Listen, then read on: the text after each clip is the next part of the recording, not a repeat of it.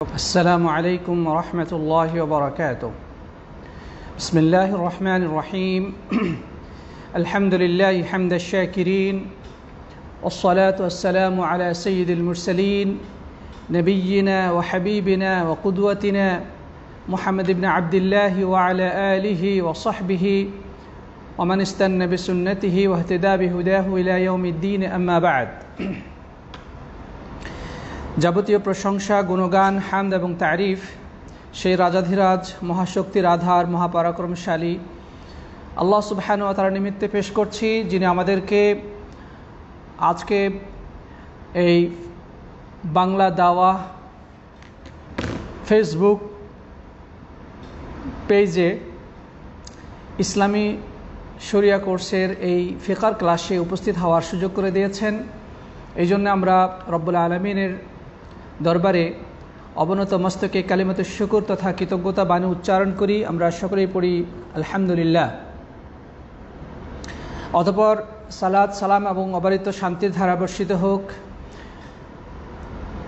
সেই বিশ্ব নবীর প্রতি, বিশ্ব নেতার প্রতি, আল্লাহ রাব্বুল আলামিন যাকে এই মহাবিশ্বের এক বিস্ময়কর সৃষ্টি, আল্লাহ রাব্বুল আলামিনের পক্ষ থেকে বিশ্ব মানবতার কাছে প্রেরিত এক মহান আদর্শ, অনুসরণীয় এবং অনুকরণীয় ব্যক্তিত্ব, সর্বশ্রেষ্ঠ ব্যক্তিত্ব, শ্রেষ্ঠ মানুষ, শ্রেষ্ঠ নেতা খাতামুল আম্বিয়া নবী মুহাম্মদ রাসূলুল্লাহ সাল্লাল্লাহু আলাইহি ওয়াসাল্লামকে দুনিয়ার বুকে প্রেরণ করেছিলেন। আসুন আমরা সেই প্রিয় নবীর প্রতি হৃদয়ের গহীন থেকে সবটুকু ভালোবাসা মিশিয়ে সালাতু ওয়াস সালাম পেশ করি। সকলেই পড়ি সাল্লাল্লাহু আলাইহি ওয়াসাল্লাম। এই মুহূর্তে যে সকল দিনী ভাই এবং বোনেরা, আমাদের প্রাণপ্রিয় শিক্ষার্থী বন্ধুগণ, দেশ থেকে অথবা দেশের বাহির থেকে যে যেখান থেকেই অংশগ্রহণ করেছেন, আমি সবাইকে আমার অন্তরস্থল থেকে জানাচ্ছি অনেক অনেক প্রীতি, শুভেচ্ছা এবং দোয়া। সেই সাথে রব্বুল আলামিনের কাছে প্রার্থনা করছি তিনি যেন আমাদের সবাইকে মহান আদর্শ জীবন আদর্শ ইসলামের উপরে প্রতিষ্ঠিত থাকার তৌফিক দান করেন। তিনি যেন আমাদেরকে সবসময় তার সন্তুষ্টি পথে পরিচালিত করেন। তিনি যেন আমাদের গুনাহগুলো মোচন করে দেন। তিনি যেন আমাদের সকল সমস্যাগুলো দূরীভূত করে দেন। যে সকল মানুষ অসুস্থ রয়েছেন, আল্লাহ রাব্বুল আলামিন তাদেরকে যেন সুস্থতা দান করেন। আসুন আমরা আল্লাহ রাব্বুল আলামিনের কাছে দোয়া করি, তিনি যেন আমাদের দোয়া কবুল করেন। আল্লাহুম্মা আমিন। প্রাণপ্রিয় দর্শক, শ্রোতা, দিনী ভাই এবং বন্ধুগণ, আজকে আমাদের ফিকহের এই ধারাবাহিক ক্লাসে যে বিষয়টি নিয়ে আমরা আলোচনা করতে চাই, সে বিষয়টি হচ্ছে কালিমার পরে কালিমাতুত তাওহীদ এবং আল্লাহ সুবহানাহু ওয়া তাআলা একত্ববাদের স্বীকৃতি এবং রাসূল করিম সাল্লাল্লাহু আলাইহি ওয়াসাল্লামের রিসালাতের স্বীকৃতির পরেই সর্বপ্রথম এবং সর্বপ্রধান গুরুত্বপূর্ণ ইবাদত সালাত সম্পর্কে আমরা ইতিপূর্বে ধারাবাহিকভাবে পাক পবিত্রতার বিভিন্ন বিষয়ে আলোচনা করেছি। কেন সালাতে যাওয়ার পূর্বে, সালাত শুরু করার পূর্বে অবশ্যই আমাদেরকে পাক পবিত্রতা অবলম্বন করতে হবে। এই জন্যে আমরা ফিকহের ধারাবাহিকতা অনুসারে প্রথমে পাক পবিত্রতার বিভিন্ন দিক নিয়ে আলোকপাত করেছি আলহামদুলিল্লাহ। যেমন শুরু হয়েছিল পাক পবিত্রতার গুরুত্ব, তারপরে পানির প্রকারভেদ, কোন পানির দ্বারা পবিত্রতা অর্জন করা যাবে বা যাবে না, তারপরে বর্তন বা পাত্র, যে পাত্রে পানি রেখে আমরা পাক পবিত্রতা অর্জন করব সেই পাত্র সম্পর্কে আলোচনা করা হয়েছে। তারপরে আরও আলোচনা করা হয়েছে প্রিয় বন্ধুগণ, মোজার পায়ে যদি মোজা থাকে তাহলে মোজার উপরে কীভাবে মাসাহ করতে হয়, তারপরে কিভাবে গোসল করতে হয়, কি কারণে গোসল ফরজ হয়, গোসলের পদ্ধতি কি, পানি ব্যবহারে অক্ষম হলে কিভাবে তায়াম্মুম করতে হয়, এই বিষয়গুলো আমরা ধারাবাহিকভাবে একাধিক ক্লাসে আলোচনা করেছি। তারপরে মহিলাদের সাথে সংশ্লিষ্ট পাক পবিত্রতার আরেকটি গুরুত্বপূর্ণ অধ্যায় নিয়েও আমরা আলোচনা করেছি, সেটি হচ্ছে মাসিক ঋতুস্রাব, তারপরে ইস্তেহাজা বা রক্তপ্রদর রোগ, এবং প্রসূতি নারীর যে হুকুম আহকামগুলো ইসলামে রয়েছে সেগুলো আমরা ধারাবাহিকভাবে কয়েকটি ক্লাসে আলোচনা করেছি। এই সবগুলো বিষয় ছিল মূলত পাক পবিত্রতা সম্পর্কিত। প্রিয় বন্ধুগণ, আমরা এই যে পাক পবিত্রতা নিয়ে আলোচনা করলাম বা এ বিষয়ে আমরা পড়াশোনা করলাম, পরীক্ষা দিলাম, এই সব কিছুর মূল উদ্দেশ্য হচ্ছে কিন্তু সালাত। মানে সালাতে যাওয়ার পূর্বে অবশ্যই আমাদেরকে পাক পবিত্রতা অর্জন করতে হবে। এছাড়াও কিছু ইবাদত রয়েছে যেগুলোর জন্য পবিত্রতা অপরিহার্য, কিন্তু ইসলামের তাওহীদ এবং রিসালাতের স্বীকৃতির পরেই মুসলিম জীবনে সর্বপ্রথম এবং সবচেয়ে গুরুত্বপূর্ণ ইবাদত সালাত, এই বিষয়টি আমাদের সামনে অপরিহার্যভাবে চলে আসে।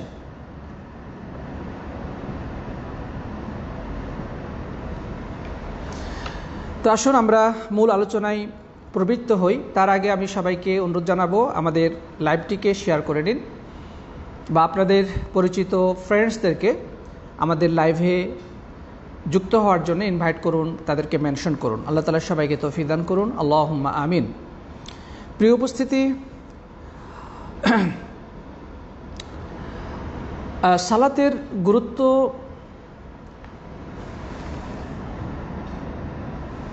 বা সালাতের মর্যাদা বিষয়ে আমরা আলোচনায় যাব। তার আগে আমরা সালাত শব্দের শাব্দিক অর্থ বা এর পারিভাষিক অর্থ কী সে বিষয়টি জানার চেষ্টা করব। প্রিয় বন্ধুগণ, তো আমার কথা কি আপনারা সবাই শুনতে পাচ্ছেন? একজন বলছেন যে আমি শুনতে পাচ্ছি না। অন্যদের কী অবস্থা দয়া করে একটু কমেন্ট করবেন। আমার আওয়াজে কোনো সমস্যা আছে কিনা বা লাইভ দেখতে কোনো অসুবিধা হচ্ছে কিনা একটু কষ্ট করে কমেন্টে জানাবেন, তাহলে আমরা নিশ্চিত হতে পারবো।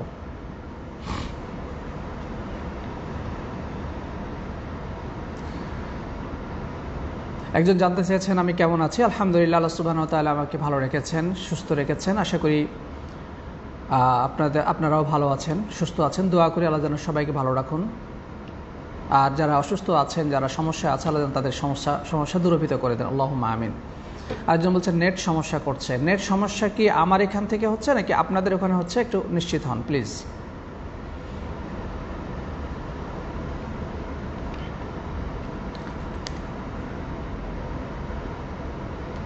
আচ্ছা, যে একটু সমস্যা হচ্ছিল, এখন ঠিক আছে। জি, ধন্যবাদ। তাহলে আমরা শুরু করতে পারি আমাদের আজকের মূল আলোচ্য বিষয়। প্রিয় বন্ধুগণ, এই সালাত শব্দটি আমাদের কাছে খুবই পরিচিত একটি শব্দ, যদিও বাঙালি মুসলিমদের কাছে সালাত শব্দের থেকেও নামাজ শব্দটি বেশি পরিচিত।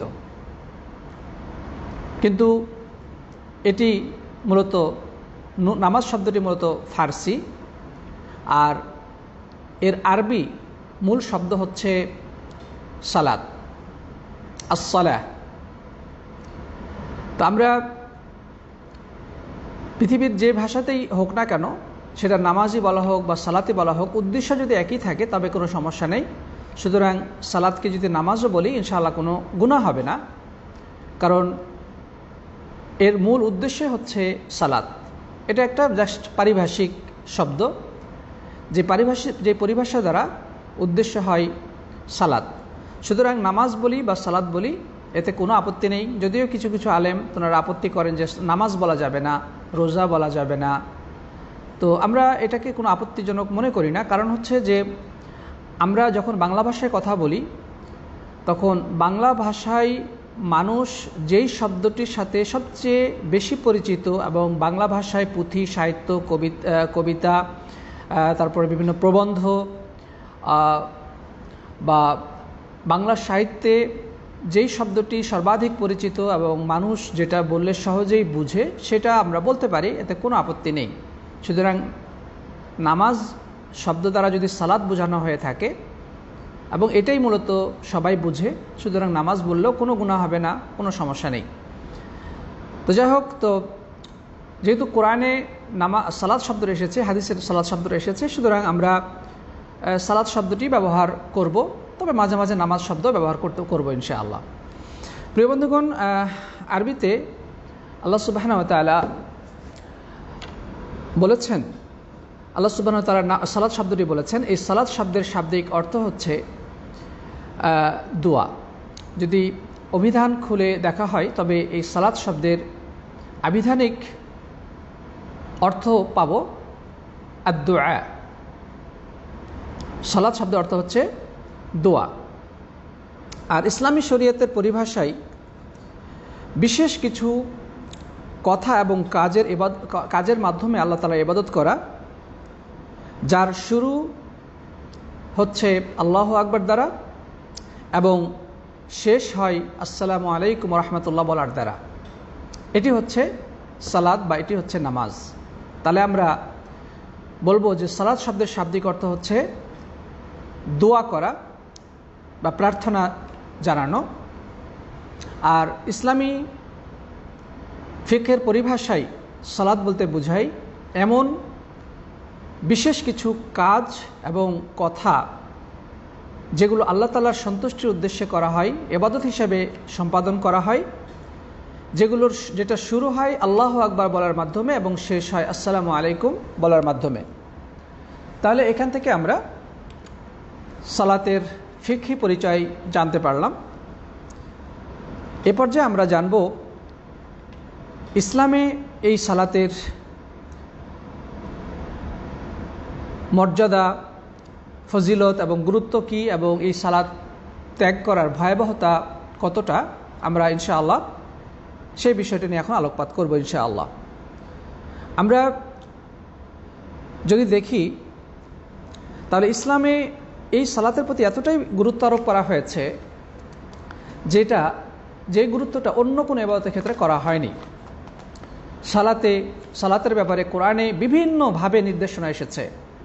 কখনো সরাসরি আদেশ করা হয়েছে সালাত আদায় করো, রুকু কাদের সাথে রুকু করো, আবার কখনো বলা হয়েছে তোমরা সকালে এবং সন্ধ্যায় আল্লাহ রাব্বুল আলামিনের গুণগান করো। ইঙ্গিতবাচক শব্দ দ্বারা সালাত বোঝানো হয়েছে। আবার কখনো সালাতে অলসতা করার ভয়াবহ পরিণতি বলা হয়েছে। আবার কখনো সালাত পরিত্যাগ করার যে চূড়ান্ত এবং ভয়ানক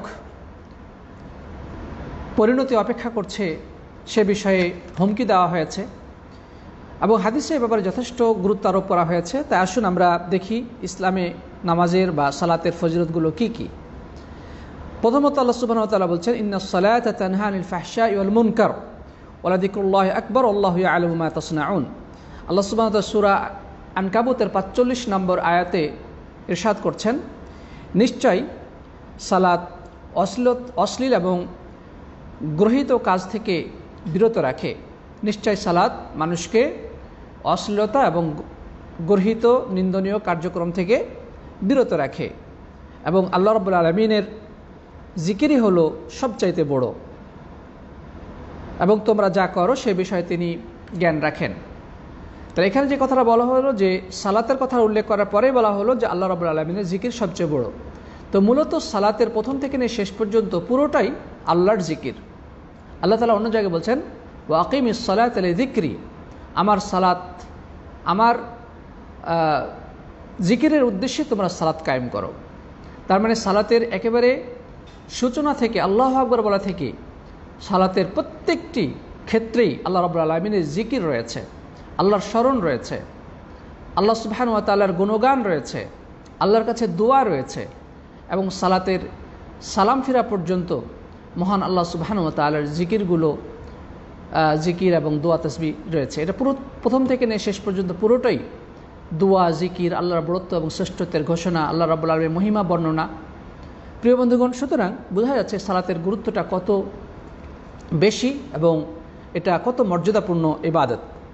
আল্লাহ সুবহানাহু ওয়া তাআলা কোরআনে কারীমের সবচেয়ে ছোট্ট সূরা কাউসারের মধ্যে বলছেন, ফাসাল্লি লিরাব্বিকা ওয়ানহার, তুমি সালাত কায়েম করো এবং কুরবানি করো তোমার রবের উদ্দেশ্যে। আল্লাহ তাআলা আরও বলছেন, কুল ইন্না সালাতি ওয়া নুসুকি ওয়া মাহইয়া ওয়া মামাতি লিল্লাহি রাব্বিল আলামিন।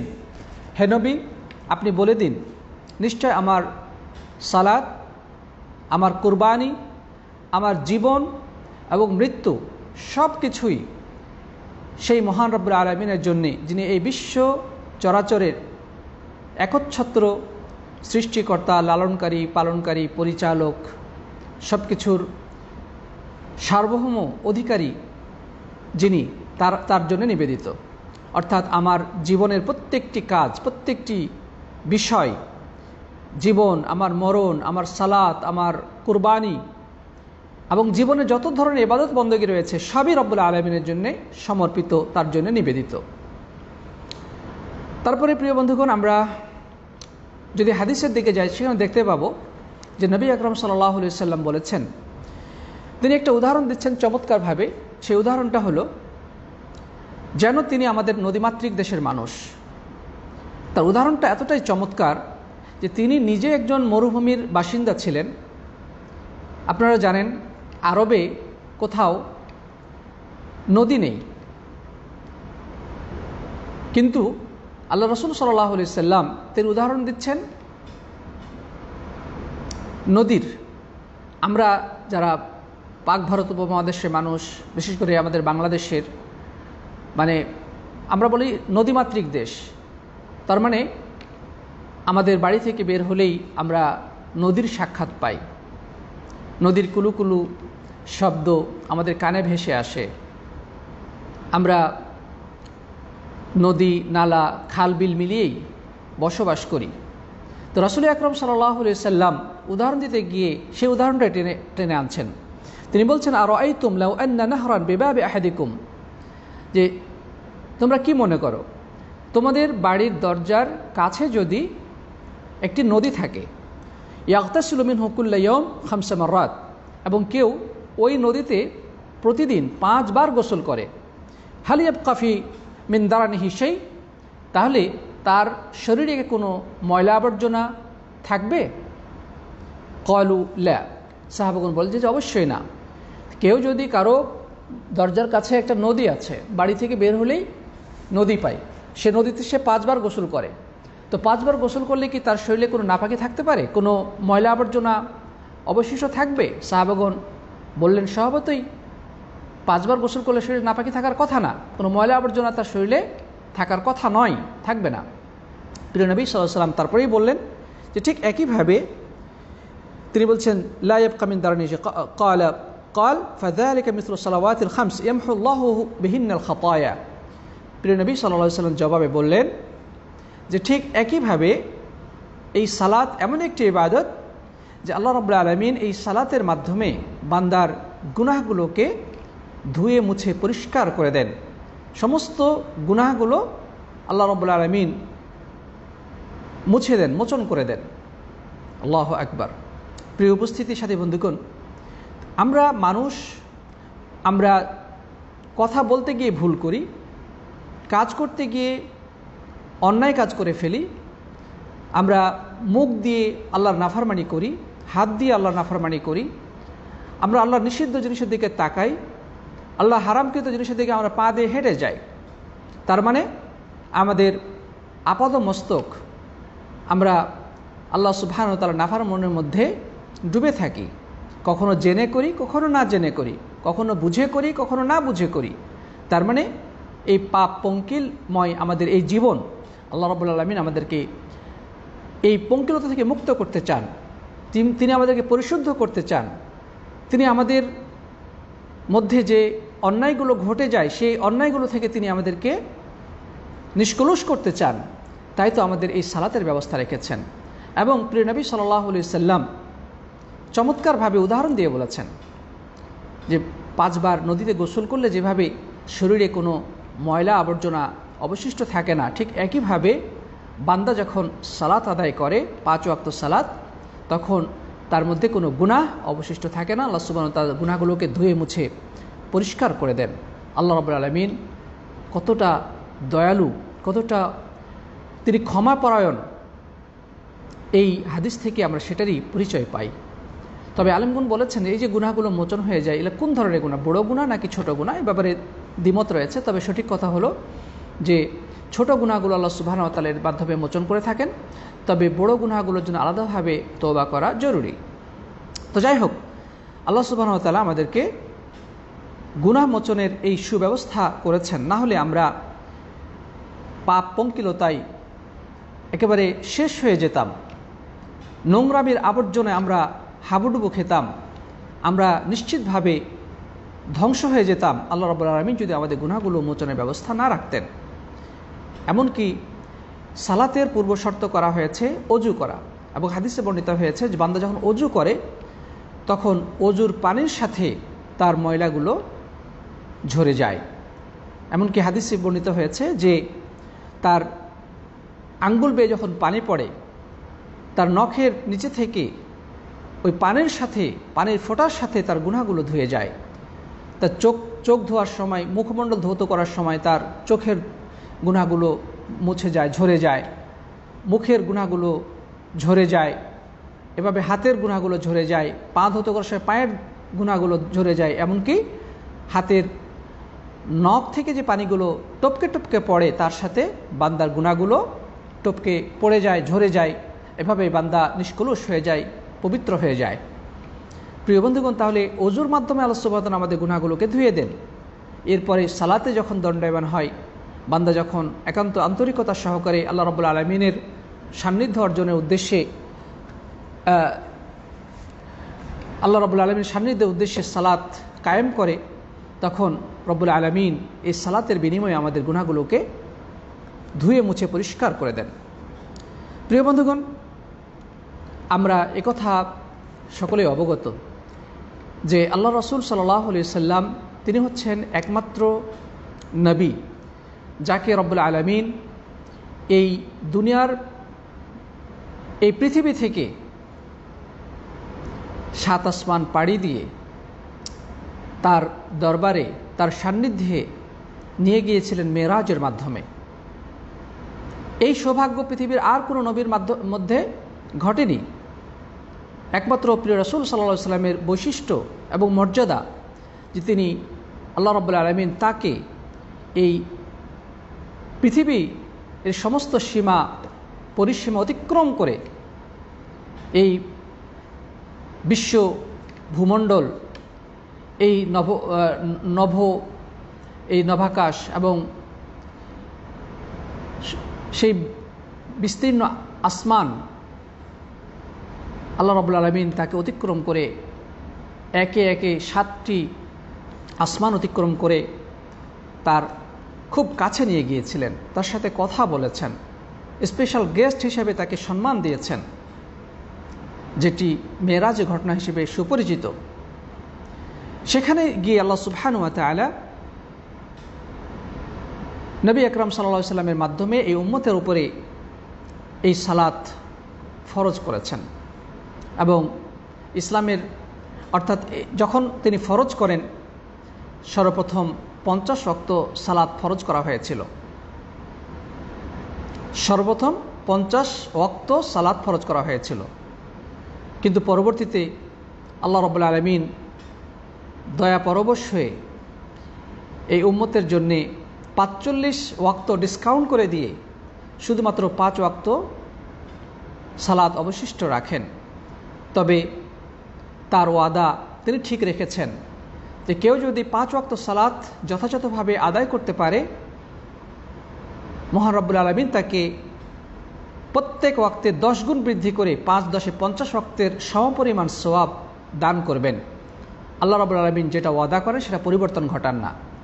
তো যেহেতু 50 ওয়াক্ত ফরজ করেছিলেন, সেই কারণে 45% ডিসকাউন্ট করার পরে কেউ যদি শুধু 5 ওয়াক্ত সালাত যথানিয়মে আদায় করতে পারে, রব্বুল আলামিন তার সে ওয়াদার বাস্তবায়ন ঘটাবেন। প্রত্যেক ওয়াক্তের সালাতকে 5 10 গুণ বৃদ্ধি করে 5 10 50 গুণ ওয়াক্তের সমপরিমাণ সওয়াব ওই নামাজি ব্যক্তির আমল নামায় লিপিবদ্ধ করে দেবেন। নিঃসন্দেহে এটি আল্লাহর পক্ষ থেকে অনুগ্রহ বান্দাদের উপরে। প্রিয় বন্ধুগণ, তারপরে আমরা এই দুনিয়ার জীবন শেষ করে যখন আমরা আখিরাতে যাব, আমরা হাশরের ময়দানে উপস্থিত হব। আল্লাহ সুবহানাহু ওয়া তাআলা সেখানে প্রত্যেকটি মানুষের বিচার কার্য সম্পাদন করবেন। আল্লাহ রাব্বুল আলামিন মানুষকে যে দায়িত্ব দিয়ে পৃথিবীর বুকে প্রেরণ করেছিলেন, সব দায়িত্বের যথাযথ হিসাব নেবেন। তো সেখানে সর্বপ্রথম কোন বিষয়ে মানুষকে প্রশ্ন করবেন আল্লাহ সুবহানাহু ওয়া তাআলা, এটি হাদিসে বর্ণিত হয়েছে। সহিহ হাদিসে এবং তিরমিজি, নাসাই, আবু দাউদ, ইবনে মাজাহ সহ আরও অনেক হাদিস গ্রন্থে বিশুদ্ধ সনদে এটি বর্ণিত হয়েছে। রাসূল করিম সাল্লাল্লাহু আলাইহি সাল্লাম বলেছেন, যেটি বর্ণনা করেছেন প্রখ্যাত সাহাবী আবু হুরায়রা রাদিয়াল্লাহু তাআলা আনহু, তিনি বলছেন, আউয়ালু মা ইউহাসাবু বিহিল আবদু ইয়াউমাল কিয়ামাতি আস-সালাহ, যে বান্দার সর্বপ্রথম কিয়ামতের দিন যে বিষয়ে হিসাব নিকাশ নেওয়া হবে সেটি হচ্ছে সালাত। সবার আগে বান্দার সালাত বিষয়ক প্রশ্ন করা হবে, যে সালাতের ব্যাপারে সে কতটা পাবন্দি ছিল, কতটুকু সে সালাত আদায় করেছে, যথাযথভাবে এই সালাতের বিধান সে বাস্তবায়ন করেছে। আল্লাহ সুবহানাহু ওয়া তাআলা ফার্স্ট কোয়েশ্চেন বান্দাদের প্রতি করবেন কিয়ামতের দিন। ফাইন সালাহাত ফাকাদ আফলাহা ওয়া আনজাহ, যদি তার সালাত ঠিক থাকে তাহলে সে নিশ্চিতভাবেই সফল হয়ে গেল, সে ধ্বংসের হাত থেকে রক্ষা পেয়ে গেল। ওয়া ইন ফাসাদাত ফাকাদ খাবা ওয়া খাসির, আর যদি তার সালাত সে বিনষ্ট হয়ে থাকে, সালাত যদি সে বরবাদ করে থাকে, তাহলে সে নিশ্চিতভাবেই ধ্বংস এবং ক্ষতিগ্রস্ত হয়ে গেল। প্রিয় বন্ধুগণ, সুতরাং যে ব্যক্তির সালাত ঠিক আছে, আশা করা যায় তার সব কিছু ঠিক হয়ে যাবে। আর যার সালাতের মধ্যে ঘাটতি থেকে গেছে, সালাতের ক্ষেত্রে সে ব্যর্থতার পরিচয় দিয়েছে, সালাতের ব্যাপারে সে ঔদাসীন্যের পরিচয় দিয়েছে, কিয়ামত দিন সে ধরা খেয়ে যাবে। প্রিয় বন্ধুগণ, সুতরাং এখান থেকেও এই সালাতের গুরুত্ব আমাদের সামনে সুস্পষ্টভাবে প্রতিভাত হচ্ছে, যে এটি এমন একটি গুরুত্বপূর্ণ ইবাদত যে সবার আগে তিনি এই সালাত বিষয়ক প্রশ্ন করবেন। আল্লাহু আকবার। আমাদের সালাতের গুরুত্ব বোঝানোর জন্যে এই হাদিসটি কি যথেষ্ট হতে পারে না? আরও তো অনেক ইবাদত রয়েছে, কিন্তু সকল ইবাদতের মধ্যে আল্লাহ তাআলা কেন সালাতকে তিনি বাছাই করলেন সবার আগে এই বিষয়ে প্রশ্ন করার জন্যে? নিঃসন্দেহে এটি আল্লাহর কাছে সবচেয়ে প্রিয় আমল, সবচেয়ে গুরুত্বপূর্ণ এবং মর্যাদাপূর্ণ আমল। তারপরে প্রিয় বন্ধুগণ, আরও অনেক কথা আছে, আমরা সামনে বলবো ইনশাআল্লাহ। তো এই পর্যায়ে যে জিনিসটা জানবো, যে এই সালাত কার জন্যে ফরজ বা কার জন্যে ফরজ নয়। এখানে ইসলামের যে বিধিবিধানগুলো আপনাদেরকে মনে রাখতে হবে, যে ইসলামের সকল বিধানই ফরজ হওয়ার জন্য কিছু শর্ত রয়েছে। সেটা নামাজ হোক, রোজা হোক, যাকাত হোক, হজ হোক, যে কোনো ইবাদতই হোক না কেন, তা ফরজ হওয়ার জন্যে কতিপয় শর্ত রয়েছে। ফুকাহে কেরাম কোরআন হাদিস চষে সেই শর্তগুলো আমাদের সামনে উপস্থাপন করেছেন। আমরা দেখব সালাত ফরজ হওয়ার জন্যে কী ধরনের শর্ত রয়েছে। ইসলামী শরিয়া আমাদেরকে এ বিষয়ে কোন কোন শর্তের আলোকে সালাত ফরজ করেছে। প্রথমত, ইসলামের সকল বিধানই মুসলিমদের জন্য ফরজ, অমুসলিমদের জন্য নয়। কারণ অমুসলিমদের জন্য সবার আগে ইসলাম কবুল করা ফরজ, ইসলাম গ্রহণ করা আবশ্যক। ইসলাম যদি কবুল না করে তাহলে তার সালাত, সিয়াম, যাকাত, হজ, সৎকর্ম, পরোপকার, মানুষের কল্যাণ কোনো কিছুই কাজে লাগবে না, সবই মূল্যহীন, অর্থহীন হয়ে যাবে। এই জন্যে তাদের জন্যে সালাত ফরজ নয়। সালাত ফরজ যারা ইসলাম কবুল করেছে, যারা ইসলামের ছায়াতলে প্রবেশ করেছে, তাদের জন্য সালাত ফরজ। সুতরাং কেউ যদি নিজেকে মুসলিম হিসেবে দাবি করে, সে যদি বলে যে আমি মুসলিম, তাহলে তার জন্যে সবার আগে যে জিনিসটি মাথায় রাখতে হবে সেটি হচ্ছে তাকে 5 ওয়াক্ত সালাত আদায় করতে হবে। তাহলে প্রধান শর্ত হলো প্রথমত মুসলিম হতে হবে। মুসলিমদের জন্যে সালাত আদায় করা, 5 ওয়াক্ত সালাত যথাসময়ে যথা নিয়মে আদায় করা ফরজ। 2 নম্বর হচ্ছে প্রাপ্তবয়স্ক হওয়া। বালেগ বা প্রাপ্তবয়স্ক হওয়ার আগে ইসলামের কোনো বিধানই বান্দার উপরে আল্লাহ তাআলা ফরজ করেননি। ছোট শিশুরা তারা নিষ্পাপ, নিষ্কলঙ্ক। আল্লাহ রাব্বুল আলামিন তাদের ব্যাপারে কলম উঠিয়ে রেখেছেন।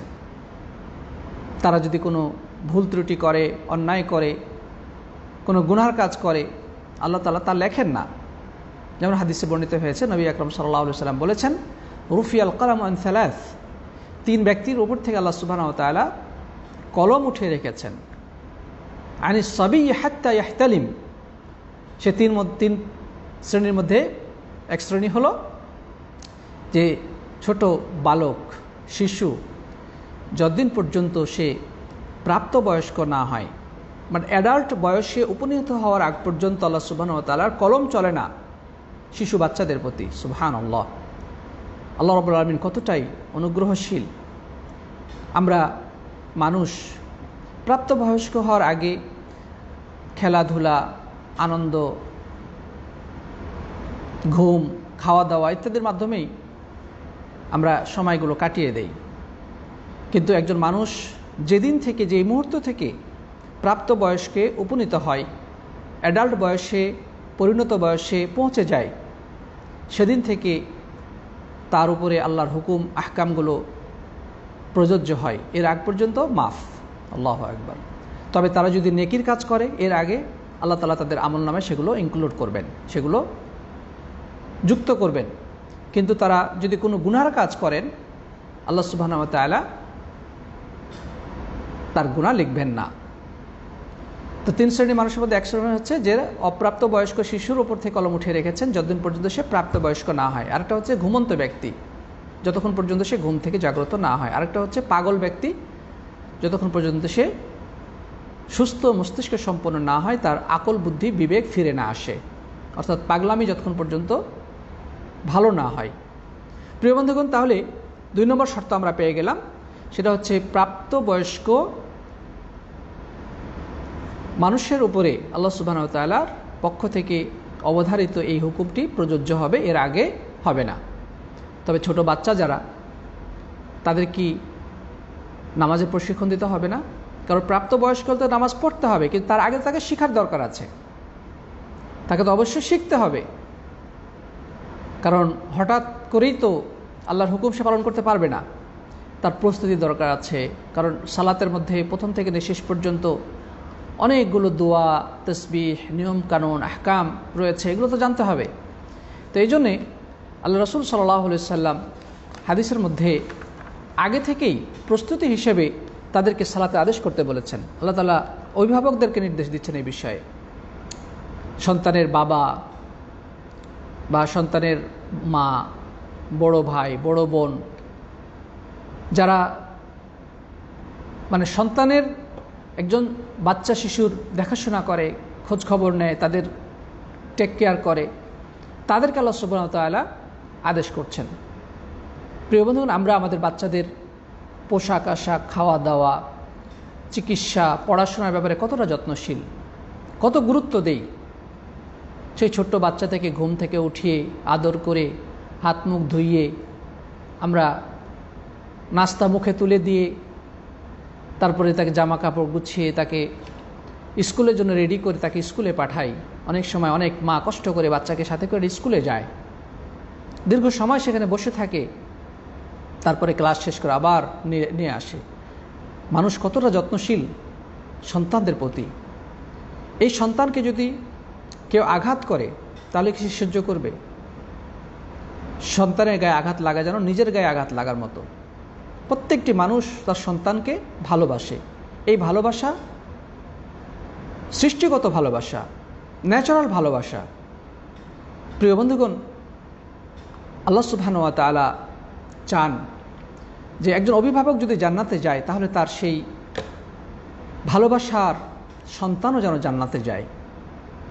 সে জান্নাতে চলে যাবে আর তার সন্তান জাহান্নামে যাবে, এটা তো কোনো অভিভাবকই মেনে নিতে পারবে না। প্রিয় বন্ধুগণ, এই জন্যে রাসূল করিম সাল্লাল্লাহু আলাইহি সাল্লাম একেবারে বাল্য বয়স থেকেই তাদেরকে নামাজের আদেশ করতে বলেছেন। আল্লাহ সুবহানাহু ওয়া তাআলা নবী আকরাম সাল্লাল্লাহু আলাইহি সাল্লামকে আদেশ করেছেন, আর রাসূল করিম সাল্লাল্লাহু আলাইহি সাল্লাম আমাদেরকে এই আদেশটি করেছেন যে মুরু আওলাদাকুম বিস-সালাতি ওয়াহুম 7 সিনিন, যে বাচ্চাদের বয়স যখন 7 বছর হয় তখন তোমরা তাদেরকে সালাতের আদেশ করো। ওয়াদরিবুহুম আলাইহা ওয়া হুম আবনাউ আশর ও আবনা আশর সিনিন, আর তাদের বয়স যখন 10 বছর হয়ে যায় তখন তাদেরকে তোমরা মারো। প্রিয় ভাইরা আমার, প্রিয় বোনেরা আমার, আল্লাহ রাসূল সাল্লাল্লাহু আলাইহি ওয়াসাল্লাম এই আদেশটা কাকে করেছেন? আপনাকে আদেশ করেছেন আপনার সন্তানদের জন্যে। আপনি যদি সন্তানের বাবা হয়ে থাকেন, সন্তানের মা হয়ে থাকেন, সন্তানের অভিভাবক হয়ে থাকেন, তবে আপনার জন্য এটা জরুরি মনে রাখতে হবে, এটা আল্লাহর রাসূল সাল্লাল্লাহু আলাইহি ওয়াসাল্লামের পক্ষ থেকে নির্দেশ যে 7 বছর বয়স হলে বাচ্চাদেরকে নামাজের আদেশ করো এবং 10 বছর হলে মারো। কোনো অভিভাবক যদি এই নির্দেশ না দেয় তার সন্তানদেরকে, তাহলে সে গুনাহগার হবে, কারণ সে আল্লাহ রাব্বুল আলামিনের পক্ষ থেকে এই নির্দেশকে লঙ্ঘন করেছে। ওই সন্তান যদি সালাত নাও পড়ে 7 বছর বয়সে, তার গুনাহ হবে না, কিন্তু আপনি অভিভাবক, আপনি মা বাবা, আপনি যদি আপনার সন্তানকে নামাজের আদেশ না করেন, তাহলে এই নির্দেশ লঙ্ঘন করার কারণে আপনি গুনাহগার হবেন।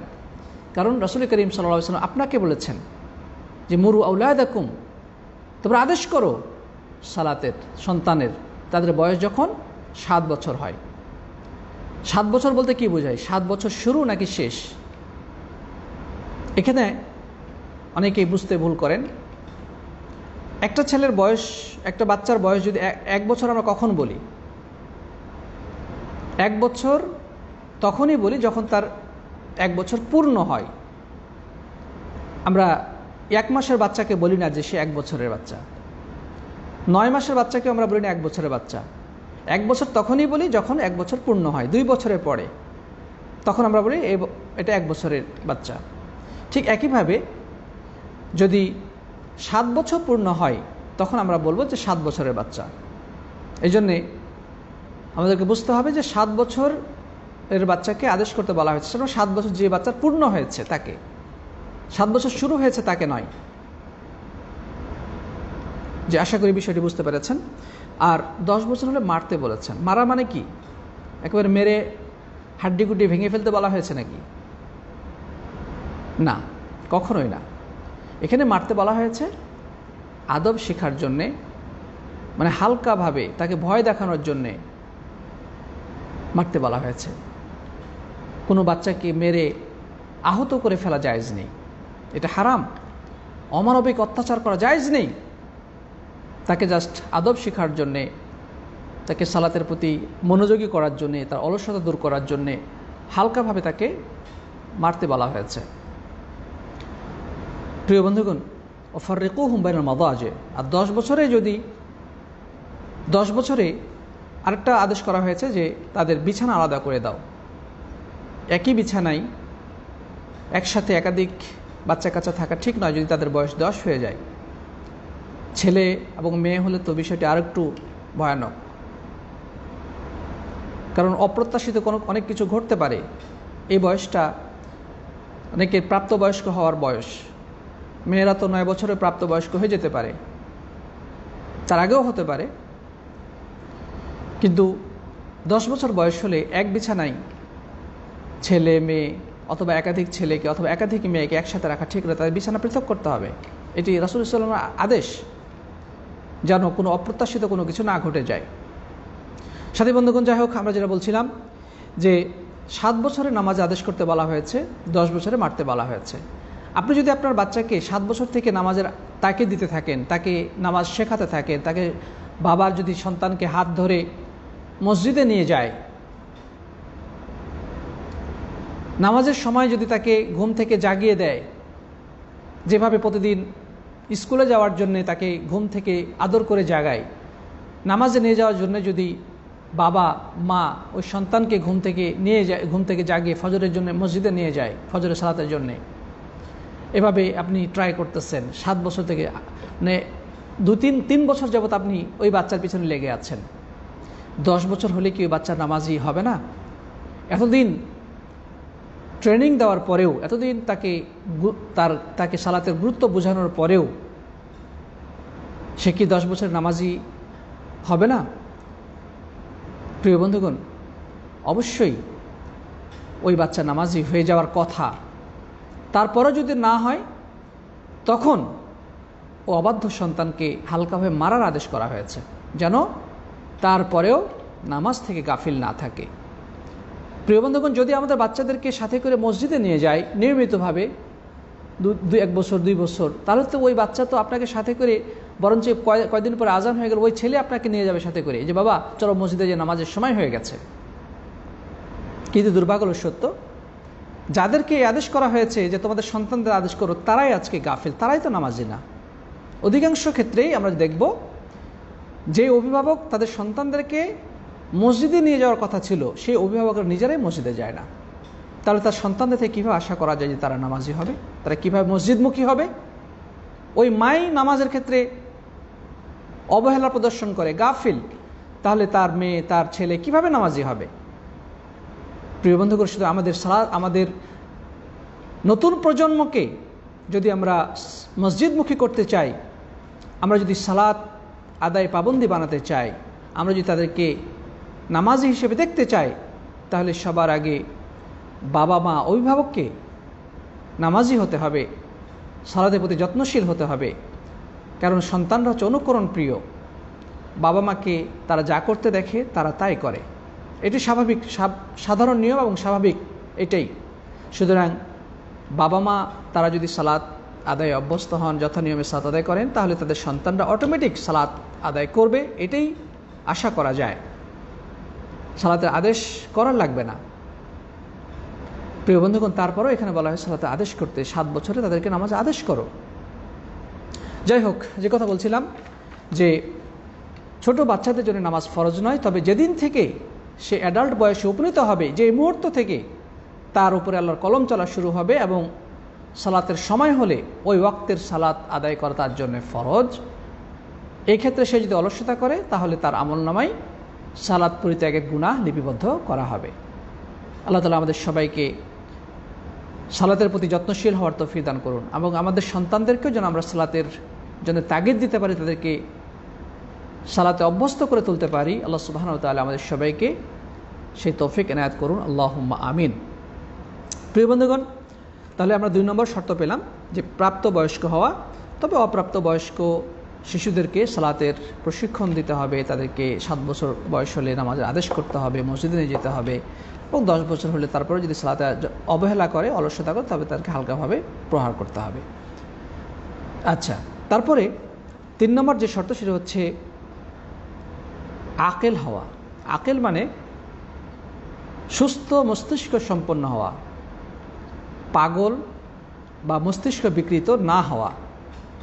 আমরা যে হাদিসটি উল্লেখ করেছি ইতিপূর্বে, সেখানে বলা হয়েছে যে 3 শ্রেণী মানুষের উপর থেকে আল্লাহ সুবহানাহু ওয়া তাআলা কলম উঠিয়ে রেখেছে। তার মধ্যে আরেক শ্রেণী হচ্ছে যারা পাগল, মস্তিষ্ক বিকৃত।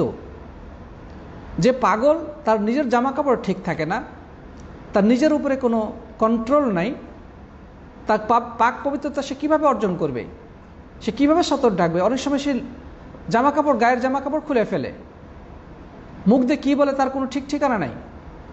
সুতরাং তার উপরে তো আল্লাহ সুবহানাহু ওয়া তাআলা এই বিধানগুলো প্রযোজ্য নয়। যাই হোক, কোনো পাগলের জন্যে আল্লাহর পক্ষ থেকে অবধারিত এই কোনো আহকাম, সালাত, সিয়াম বা অন্য কোনো কিছুই আবশ্যক নয়। তবে যেদিন থেকে সে সুস্থ হবে, যেদিন থেকে সে তার ব্রেন ঠিক হবে, যেদিন থেকে সে পাগলামি থেকে মুক্ত হবে, স্বাভাবিক অবস্থায় ফিরে আসবে, সেদিন থেকে তার উপরে ইসলামের বিধানগুলো প্রযোজ্য হবে, এর আগে নয়। তারপরে 4 নম্বর শর্ত হচ্ছে যে নামাজ ফরজ হওয়ার জন্যে যে ধরনের প্রতিবন্ধকতা আছে, সেই প্রতিবন্ধকতা দূর হতে হবে, প্রতিবন্ধকতা থেকে মুক্ত হতে হবে। যেমন নারীদের হায়েজ এবং নেফাস। আল্লাহ সুবহানাহু ওয়া তাআলা এই সময়কালে তাদের জন্যে সালাত সাময়িকভাবে মওকুফ করে দিয়েছেন, স্থায়ীভাবে। সালাতগুলো আল্লাহ সুবহানাহু ওয়া তাআলা স্থায়ীভাবে মওকুফ করে দিয়েছেন, তাদের জন্য সালাতগুলো পড়তে হবে না, তাদের জন্য রহিত করে দিয়েছেন, যতক্ষণ পর্যন্ত সে পবিত্র না হয়, হায়েজ বা নেফাস থেকে মুক্ত না হয়।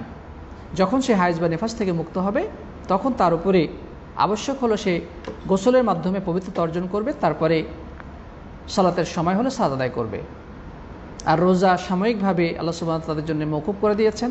পরবর্তী যখন সে সুস্থ হবে, হায়েজ নেফাস থেকে মুক্ত হবে, তখন সেই ছুটে যাওয়া রোজাগুলো কাজা করে নেবে।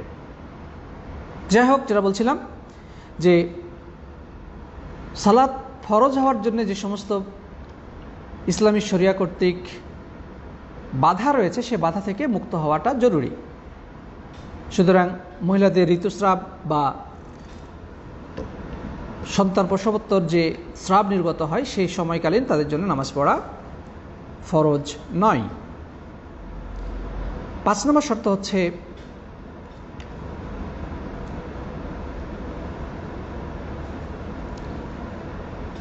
দুঃখিত, এখানে যেটা বলা হয়েছে যে 5 নম্বর শর্ত স্বাধীন বা দাস,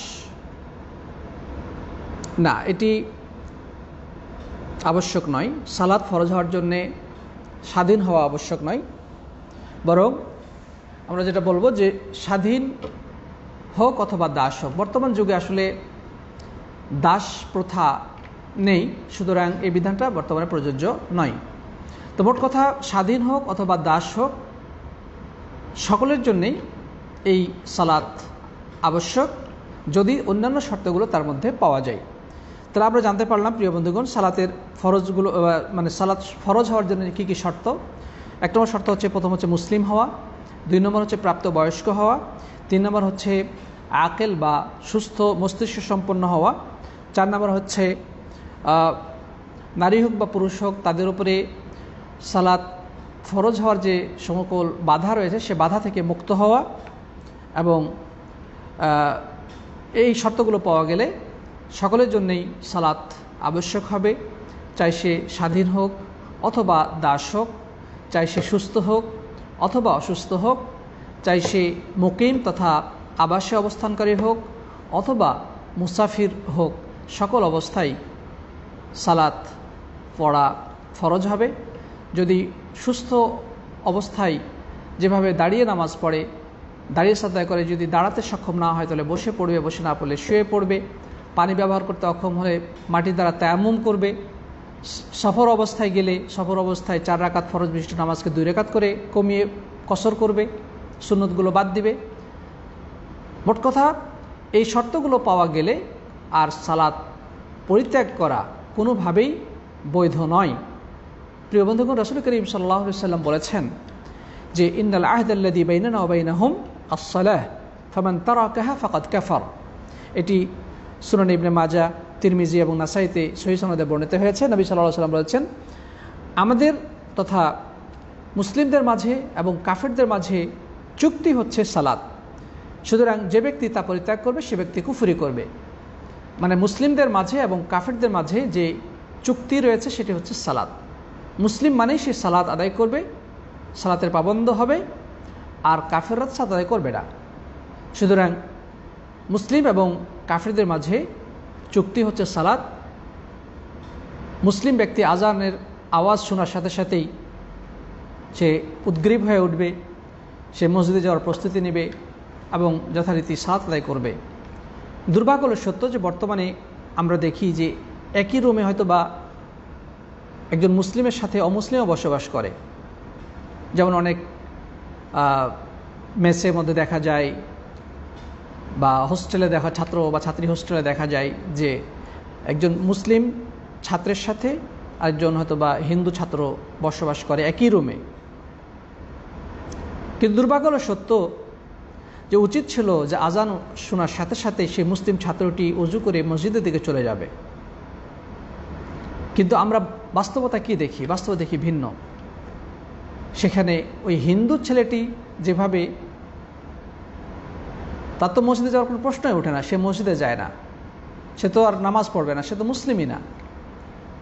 একইভাবে ওই মুসলিম নামধারী তার রুমমেটকেও দেখা যায় সেও ওই হিন্দু রুমমেটের মতোই ঘরে অবলীলায় শুয়ে ঘুমাচ্ছে, সালাতের প্রতি তার কোনো মনোযোগ নেই, সে উঠে মসজিদে গেল না। তাহলে কি ঘটনাটা কি দাঁড়ালো? এখানে ওই হিন্দু আর ওই মুসলিমের মধ্যে কোনো পার্থক্য থাকলো না, একাকার হয়ে গেল। নাউজুবিল্লাহি মিন যালিক। অথচ আল্লাহ রাসূল সাল্লাল্লাহু আলাইহি ওয়াসাল্লাম কি বলছেন যে কাফেরদের মাঝে এবং মুসলিম মাঝে মূল চুক্তি হচ্ছে সালাত। যে সালাত পরিত্যাগ করবে সে ব্যক্তি কুফরি করবে। নবী আকরাম সাল্লাল্লাহু আলাইহি ওয়াসাল্লাম আরও বলেছেন, ইন্না বাইনার রাজুলি ওয়া বাইনাশ শিরকি ওয়াল কুফরি তারকুস সালাহ, নিশ্চয় একজন ব্যক্তি শিরিক এবং কুফরির মাঝে পার্থক্য হলো সালাত পরিত্যাগ করা। কুফরি, শিরক এবং ব্যক্তির মাঝে পার্থক্য কি? সালাত পরিত্যাগ করা। তার মানে সালাত পরিত্যাগ করাটা কুফরি পর্যায়ের গুনাহ, শিরক পর্যায়ের গুনাহ। আল্লাহু আকবার, কতটা জটিল! সালাত পরিত্যাগ করাকে কুফরি পর্যায়ের গুনাহ বলা হচ্ছে, শিরক পর্যায়ের গুনাহ বলা হচ্ছে। সহিহ মুসলিমে এই হাদিস। প্রিয় বন্ধুগণ, তারপরে আল্লাহ সুবহানাহু ওয়া তাআলা আরেক রাসূল করিম সাল্লাল্লাহু আলাইহি ওয়াসাল্লাম হাদিসে বলেছেন, মান তারাকা সালাতান মুতাআম্মিদান ফাকাদ কাফারা, যে ব্যক্তি এক ওয়াক্ত সালাত ইচ্ছাকৃতভাবে পরিত্যাগ করবে সে ব্যক্তি কুফরি করবে। সালাত পরিত্যাগকারীর হুকুমের ব্যাপারে যদিও দ্বিমত রয়েছে যে যে ব্যক্তি সালাত পরিত্যাগ করবে সে আসলে কাফের নাকি কাফের নয়, এ বিষয়ে আলেমদের মাঝে প্রবল দ্বিমত রয়েছে। তবে তারা সকলেই এ ব্যাপারে একমত যে কেউ যদি সালাত পরিত্যাগ করে অস্বীকৃতিবশত, সালাতকে অস্বীকার করে, তাহলে সে নিশ্চিতভাবেই ইসলাম থেকে বহিষ্কৃত, কাফের, মুরতাদ। এই ব্যাপারে কোনো আলেমের দ্বিমত নেই। কিন্তু যে ব্যক্তি সালাতের ফরজিয়াতকে স্বীকার করে, সে বিশ্বাস করে সালাত আদায় করা ফরজ, কিন্তু শয়তানের প্ররোচনায় পড়ে বা কুপ্রবৃত্তির তাড়নায় বা সালাতের গুরুত্ব ভালোভাবে উপলব্ধি না করার কারণে অবহেলাবশত সালাত পরিত্যাগ করে, তার ব্যাপারটা ওলামাদের মাঝে দ্বিমতপূর্ণ। অনেক আলেমের মতে সে যদি এক ওয়াক্ত সালাত ইচ্ছাকৃতভাবে ছেড়ে দেয় তবে সে ইসলাম থেকে বহিষ্কৃত হয়ে যাবে, কাফের, মুরতাদ হিসেবে পরিগণিত হবে। ওই ব্যক্তির হাতের জবাই করা পশুর গোশত খাওয়া জায়েজ নেই। ওই ব্যক্তির সাথে কোনো মুসলিম নারীর বিবাহ বন্ধন অটুট থাকবে না, বা বেনামাজি এরকম নামাজের ক্ষেত্রে অবহেলা প্রদর্শনকারী ব্যক্তির সাথে কোনো মুসলিম নারীর বিবাহ বৈধ নয়। সে মারা গেলে মুসলিমদের গোরস্থানে দাফন দেওয়া যাবে না। সে তার বাবা মারা গেলে বা তার ওয়ারিস কেউ মারা গেলে সে উত্তরাধিকারের সূত্রে সম্পদের হকদার হবে না, অর্থাৎ কাফের যে হুকুম তার উপরে সে হুকুম বর্তাবে। যাই হোক, পক্ষান্তরে একদল আলেমের অভিমত হচ্ছে যে সে যদি নামাজের ফরজিয়াতকে স্বীকার করে এবং বলে যে হ্যাঁ নামাজ পড়া দরকার, নামাজ পড়া ফরজ, এটা আমি বিশ্বাস করি, কিন্তু তারপরও অলসতাবশত নামাজ ছেড়ে দেয় এবং বলে যে দোয়া করবেন যেন নামাজ হতে পারি, অর্থাৎ নিজের দুর্বলতাকে স্বীকার করে নেয়, তবে সে ব্যক্তি কাফের, পরিপূর্ণ কাফের হবে না, বরং সে ফাসেক বা পাপাচারী, এর মধ্যে কোনো সন্দেহ নেই। নিঃসন্দেহে এই ধরনের ব্যক্তি জাহান্নামে কিনারে দণ্ডায়মান রয়েছে। যদি এই সালাত পরিত্যাগ অব্যাহত থাকে, হতে পারে সে জাহান্নামের ভয়াবহ আগুনে নিক্ষিপ্ত হয়ে যাবে। তো প্রিয় বন্ধুগণ, তাহলে আমরা বিষয়টি বুঝতে পারলাম যে সালাত কেউ যদি ইচ্ছাকৃতভাবে পরিত্যাগ করে সে ব্যক্তি কুফরি করলো, এর মধ্যে কোনো সন্দেহ নেই, এটা হচ্ছে কুফরি পর্যায়ের গুনাহ, কোনো সন্দেহ নেই। তবে সে ব্যক্তি 100% মানে কাফের হয়ে গেল কিনা, মুরতাদ হয়ে গেল কিনা, এই বিষয়টা নিয়ে আলেমদের মাঝে দ্বিমত রয়েছে। প্রিয় বন্ধুগণ, যাই হোক, আমরা সেদিকে যাচ্ছি না, ইনশাআল্লাহ পরবর্তীতে এই বিষয়ে আরও আলোকপাত করা হবে, আল্লাহ যদি তৌফিক দান করেন। তারপরে আরেকটি বিষয় আমাদেরকে মনে রাখতে হবে, সেটি হচ্ছে যে সালাত আদায় করলেই হবে না, সালাতের সময় মতো আদায় করতে হবে।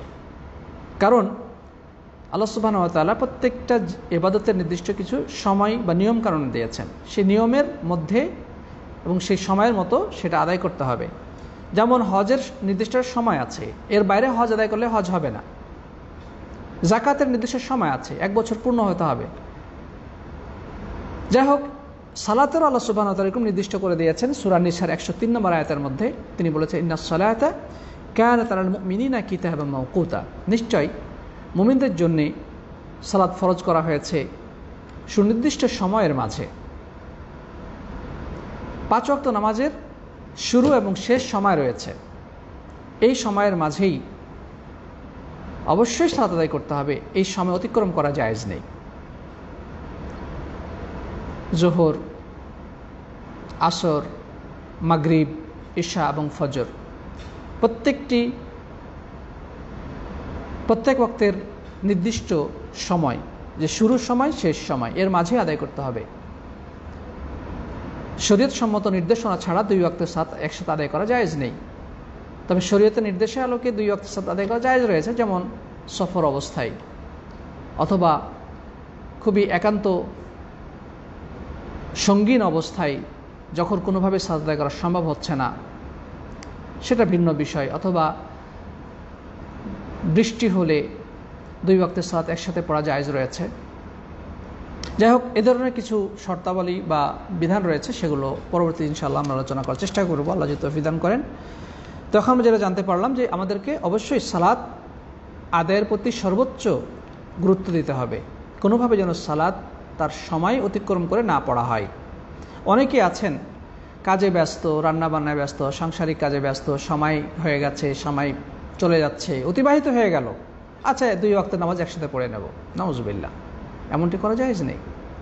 বরং নবী আকরাম সাল্লাল্লাহু আলাইহি সাল্লামকে প্রশ্ন করা হলো যে আল্লাহর কাছে সবচেয়ে প্রিয় আমল কি? তখন তিনি বললেন যে আস-সালাতু লিওয়াক্তিহা, সময় মতো সালাত আদায় করা। আব্দুল্লাহ ইবনে মাসউদ রাদিয়াল্লাহু আনহু থেকে বর্ণিত, তিনি বলছেন যে সাআলতু রাসূলুল্লাহ সাল্লাল্লাহু আলাইহি ওয়াসাল্লাম আইয়ুল আমালি আফদাল, যে আমি রাসূল করিম সাল্লাল্লাহু আলাইহি ওয়াসাল্লামকে প্রশ্ন করলাম যে সবচেয়ে শ্রেষ্ঠ আমল কোনটি, উত্তম আমল কোনটি? তিনি বললেন আস-সালাতু লিওয়াক্তিহা, সময় মতো সালাত আদায় করা। কুলতু সুম্মা আই, তারপরে প্রশ্ন করলাম এরপরে কোনটি শ্রেষ্ঠ আমল? তিনি বললেন বিররুল ওয়ালিদাইন, পিতামাতার সাথে সদ্ব্যবহার করা। কুলতু সুম্মা আই, তিনি বলেন আমি আবারও প্রশ্ন করলাম এরপরে কোনটি শ্রেষ্ঠ আমল আল্লাহর কাছে? তিনি বলেন আল জিহাদু ফি সাবিলিল্লাহ, আল্লাহর পথে জিহাদ করা। তো এই হাদিস থেকে আমরা জানতে পারলাম যে আল্লাহর কাছে প্রিয় আমল হচ্ছে সময় মতো সালাত আদায় করা। অন্য বর্ণনায় আছে যে প্রথম ওয়াক্তে সালাত আদায় করা। এই হাদিসটি নিয়ে দ্বিমত রয়েছে, হাদিসটি সহিহ নাকি যায়িফ, যদিও আল্লামা আলবানী এটিকে হাসান বলেছেন যে প্রথম ওয়াক্তে সালাত আদায় করা। তবে দ্বিমত মুক্ত বিশুদ্ধতম হাদিস হচ্ছে যে যথাসময়ে মানে সময় মতো সালাত আদায় করা, সময় এর বাইরে সালাত আদায় না করা, মানে সময়ের যে নির্দিষ্ট সময় আছে তা যেন কোনোভাবে অতিক্রম না করা হয়। যাই হোক সাথী বন্ধুগণ, তারপরে অনেকে আছেন রাত্রে ঘুমায়, কাজের শেষে হয়তো অনেকে নাইট ডিউটি করে, এমন ঘুম দেয় যে অ্যালার্ম দিয়ে রাখে সকাল 10টায় ঘুম থেকে উঠবে, মানে ফজর সালাত বাদ। তার কাছে এই সালাতের থেকে গুরুত্বপূর্ণ হয়ে গেল তার ডিউটি। এমনটি করা জায়েজ নেই। প্রিয় বন্ধুগণ, আপনার নাইট ডিউটি হোক বা ডে ডিউটি হোক, আপনার জন্য আবশ্যক হচ্ছে যথাসময়ে সালাত আদায় করা। এই জন্য আপনাকে অ্যালার্ম দিয়ে রাখতে হবে, কাউকে বলে রাখতে হবে, বা যে কোনোভাবে সালাত যেন নির্দিষ্ট সময়ের মধ্যে আদায় করা সম্ভব হয় সেই ব্যবস্থা আপনাকে করতে হবে। এটা আপনার জন্য ফরজ। অনেকে ডিউটিতে যাওয়ার জন্য অ্যালার্ম দিয়ে রাখে, ফজরের সালাতের তোয়াক্কা করে না। ডিউটিতে যাবে, সকাল 8টায় ডিউটিতে যাবে, অ্যালার্ম দিয়ে রেখেছে, কিন্তু ফজরের সালাতের কোনো গুরুত্ব নেই, এই জন্য অ্যালার্মও দেয় নেই, সে প্রয়োজনও মনে করে না। আর কিছু মানুষ শারীরিকভাবে খুব শক্তিশালী, মাশাআল্লাহ, যখন কলকারখানায় কাজ করে অনেক ভারী ভারী লোহা সে ঘাড়ে করে এক জায়গা থেকে আরেক জায়গায় নিয়ে যায়, বস্তা মাথার মধ্যে উঠিয়ে নেয়, কিন্তু ফজরের আজান শোনার পরে তার সেই শক্তি যেন নিঃশেষ হয়ে যায়। সে গা থেকে সে চাদরটা বা সেই লেপটা সরানোর মতো আর ক্ষমতা নেই। সে বিছানা ছেড়ে যে উঠে দাঁড়াবে, অজু করে মসজিদে যাবে, সেই ক্ষমতা যেন তার লোপ পেয়ে গেছে। এই হচ্ছে আমাদের বহু সংখ্যক মুসলিমের অবস্থা। আজকে দেশের প্রেক্ষাপটের দিকে আপনি তাকিয়ে দেখুন, বাজারগুলোতে হাজার হাজার মানুষ, মসজিদে আপনি কয়জন লোক খুঁজে পাবেন? খুবই দুর্ভাগ্য প্রিয় বন্ধুগণ। যেটা শুনেছিলাম যে আমাদের দেশে মাত্র 2% মুসলিম সালাত আদায় করে, বাকি 98% মুসলিম যথাযথভাবে সালাত আদায় করে না। এই যে 2% মুসলিম যারা সালাত আদায় করে, তাদেরও অবস্থা কি কতটা শোচনীয় আপনি খোঁজ নিয়ে দেখলে হতবাক হয়ে যাবেন। না সূরা ফাতিহা ঠিক মতো পড়তে জানে, নাকি দোয়া তাসবিহগুলো ঠিক মতো জানে, তাশাহুদ কীভাবে পড়তে হয়, সালাতের নিয়ম কারণ কিচ্ছুই জানে না। অধিকাংশ মুসলিমদের অবস্থা হচ্ছে এই। তাহলে এই সালাত আমাদেরকে কি নাজাত দিবে? আমরা কিভাবে মুক্তির আশা করতে পারি? কিভাবে আমরা মুসলিমদের বিজয়ের আশা করতে পারি? কিভাবে আমরা আমাদের পরিবর্তন আশা করতে পারি? শুধু মুখে মুখে চিল্লালেই আল্লাহর পক্ষ থেকে মুক্তি, সফলতা ধরা দেবে না, যতক্ষণ পর্যন্ত আমরা নিজেরা পরিবর্তন না হব। আল্লাহ তাআলা বলছেন, ইন্নাল্লাহা লা ইউগাইয়িরু মা বিকওমিন হাত্তা ইউগাইয়িরু মা বিআনফুসিহিম। আল্লাহ সুবহানাহু ওয়া তাআলা কোনো জাতির ভাগ্য পরিবর্তন ঘটান না যতক্ষণ পর্যন্ত তারা নিজেদের অবস্থার পরিবর্তন তারা না ঘটায়। মানে আমরা ফজরের সময় ঘুমিয়ে থাকব আর আশা করব যে আল্লাহর রহমত আমাদেরকে পরিবেষ্টন করে রাখবে, আমরা উন্নত জাতিতে পরিণত হব, আল্লাহর পক্ষ থেকে আমরা দয়া এবং রহমত প্রাপ্ত হব, এটা তো সম্ভব নয়। আমরা যেভাবে আল্লাহর নাফরমানিতে হাবুডুবু খাচ্ছি, আল্লাহ তাআলা এই কারণে আমাদের উপর লাঞ্ছনা গঞ্জনা চাপিয়ে দিয়েছেন। আমরা চতুর্দিকে সারা বিশ্বময় আজকে মার খাচ্ছি, কাফেররা আমাদেরকে কচুকাটা করছে, আমরা জালিমদের দ্বারা অত্যাচারিত হচ্ছে, নির্যাতিত হচ্ছে। কেন? আমাদের নিজেদের অপরাধের কারণে। আমরা আল্লাহর পথ থেকে সরে গেছি, আল্লাহর হুকুম আহকামকে আমরা পরিত্যাগ করেছি। কয়জন ব্যক্তি আল্লাহর হুকুমের প্রতি আমরা পূর্ণ আস্থাশীল? খুব কম। ও কালিলুম মিন ইবাদিয়াশ শাকুর, আল্লাহ তাআলা বলছেন আমার শুকরগুজার বান্দাদের পরিমাণ খুবই কম। সাথী বন্ধুগণ, সুতরাং আমরা যদি নিজেদেরকে পরিবর্তন করতে চাই তো অবশ্যই আমাদেরকে আল্লাহর পথে ফিরে আসতে হবে, আমাদেরকে নামাজি হতে হবে, আমাদেরকে মসজিদমুখী হতে হবে, আমাদের সন্তানদেরকে, আমাদের নতুন প্রজন্মকে, আমাদের কন্যাদেরকে, আমাদের স্ত্রীদেরকে, আমাদের যুবক যুবতী সবাইকে নামাজের দিকেই ফিরে আসতে হবে, আল্লাহর হুকুমের কাছে আত্মসমর্পণ করতে হবে। এছাড়া কোনোভাবেই এই উম্মতের পরিবর্তন সম্ভব নয়।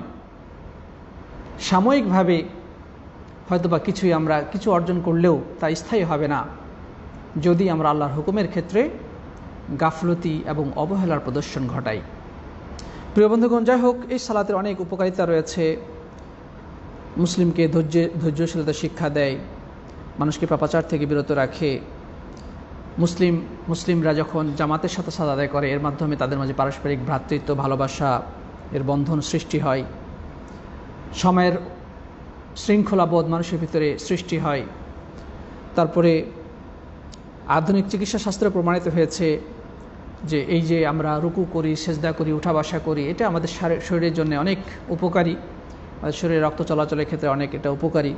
আমরা ফজরের সময় পাকপাখালি ডাকার আগেই ঘুম থেকে জেগে আমরা অজু করে, গোসল করে, প্রয়োজনীয় পাক পবিত্রতা অর্জন করে মসজিদে যাই এবং সেখানে আমরা রুকু সেজদা করি। এই যে আমরা উঠানামা করি, এটা দ্বারা আমাদের গ্রন্থিগুলো মাংসপেশিগুলো এগুলো কি হয়, মানে স্ট্রং হয়, রক্ত চলাচল বৃদ্ধি পায়।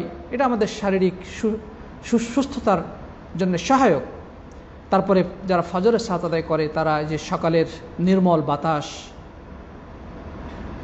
তারা উপভোগ করতে পারে, সকালের শুভ্রতা, সকালের ফজরের পরে কিছুক্ষণ হাঁটা চলাফেরা করলে এটা শরীরের জন্য অনেক উপকারী।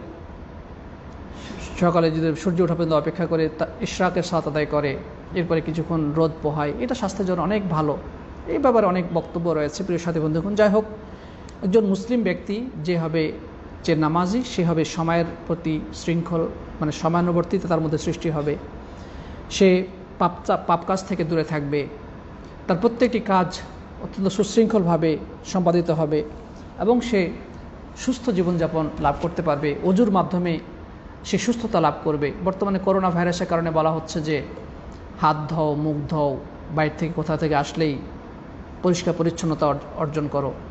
তো ইসলাম তো আমাদেরকে সে পরিচ্ছন্নতার শিক্ষা দিয়েছে।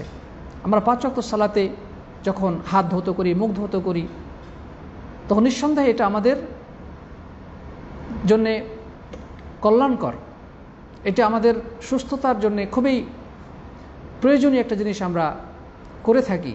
ইসলাম আমাদেরকে সেই সুস্থতারই শিক্ষা দিয়েছে, সেই পবিত্র পরিচ্ছন্ন জীবনের শিক্ষা দিয়েছে। মুখে দুর্গন্ধ যেন না থাকে এই জন্য মেসওয়াক করতে শিক্ষা দিয়েছে, যে 5 ওয়াক্ত সালাতের আগে ওযুর সময় তুমি মেসওয়াক করে নাও।